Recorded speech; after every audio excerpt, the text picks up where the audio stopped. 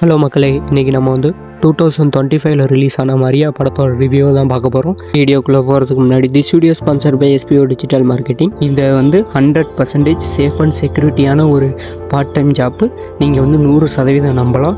மேலும் விவரங்களை தெரிஞ்சுக்க டிஸ்பிளேல தெரிகிற வாட்ஸ்அப் நம்பரை கான்டாக்ட் பண்ணுங்க. ஸ்கிப் பண்ணாதீங்க. பெரிய தப்பு. தினம் 300 ரூபாய் சம்பாதிக்க அரிய வாய்ப்பு. இன்ஸ்டாகிராம், ஃபேஸ்புக் பயன்படுத்த தெரிந்தால் போதும். Content post and content publishing மூலமா தினம் 300 ரூபாய் சம்பாதிக்கலாம். இந்த வேலை செய்ய 5 நிமிடம் போதும். Work training support, group communication support, all language customer live chat support, முக்கியமா சொந்தமா ஒரு பிசினஸ் ஸ்டார்ட் பண்ற அளவுக்கு உங்களால கற்றுக்கொள்ளவும் முடியும், சம்பாதிக்கவும் முடியும். இந்த வேலை வாய்ப்பு வழங்குவது 5 வருடத்திற்கு மேல ரன் ஆகிட்டு இருக்க நம்ம தமிழ்நாட்டு company school of business organisation private limited. மேலும் விவரங்களுக்கு டிஸ்கிரிப்ஷன்ல கொடுத்திருக்க நம்பருக்கு வாட்ஸ்அப் பண்ணுங்க. மரியா ஹரிகே சுந்தர் டைரக்ஷனில் சாய் ஸ்ரீ தான் லீட் ரோல் பண்ணியிருக்காங்க.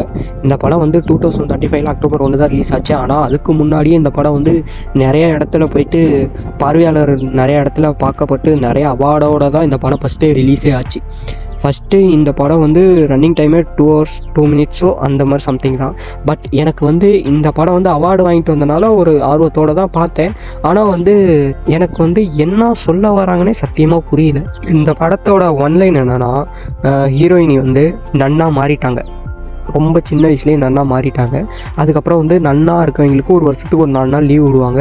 ஆனால் அவங்க அந்த லீவை வந்து அவங்களோட ஜூனியர் கூட இருந்து தங்கி அந்த லீவில் வந்து இருக்க வராங்க. அந்த இடத்துல வந்து அவங்களுக்கு ஒன்று மாறுது. அதுலேருந்து மூவ் ஆகிறது தான் கதையே.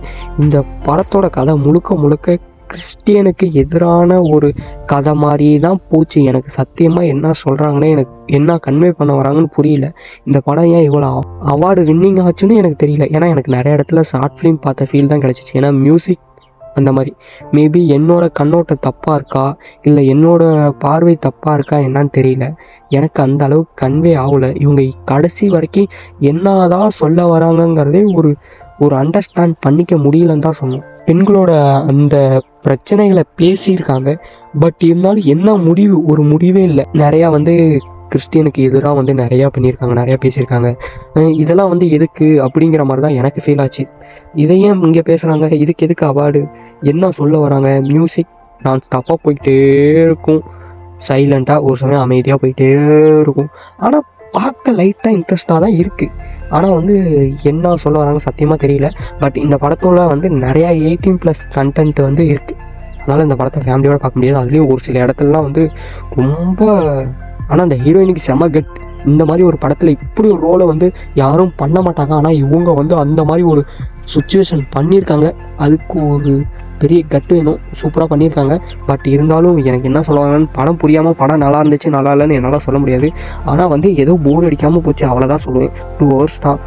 இது வந்து நெட்ஃப்ளிக்ஸில் இப்போ வந்து ஸ்ட்ரீம் ஆகுது, தமிழ் டப்பிங்லேயே இருக்குது. நீங்கள் பாருங்கள். இந்த படத்துக்கு நாங்கள் என்ன ரேட்டிங் கொடுக்குறதுனே தெரியல. ஏன்னா எனக்கு கதையை புரியாதப்போ நான் ரேட்டிங் என்ன கொடுக்குறது, ஸ்க்ரீன் பிளேக்கு மட்டும் கொடுக்கலாம். ஸ்க்ரீன் பிளேக்கு ஒரு 2.5 கொடுக்கலாம், 5க்கு.